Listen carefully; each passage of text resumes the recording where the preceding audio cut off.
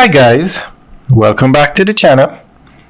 Today we are in downtown Kingston and we are on Camp Road. We're going to give you an update on the new 10-story building that's being built by the old Palace Theatre. So that is the site on the left. You can see that yellow wall is actually what's left of the Palace Theatre now, and behind it is where the building is going up. Now this building is one of 3 10-story buildings being built in downtown Kingston.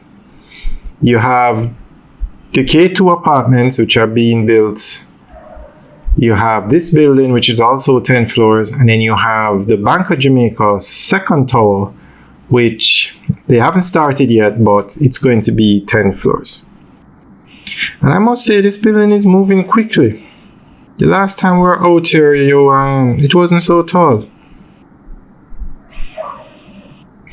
Alright guys, this is just a quick update video. We will give you a drone tour later this week. Alright guys, enjoy the tour. Have a good day.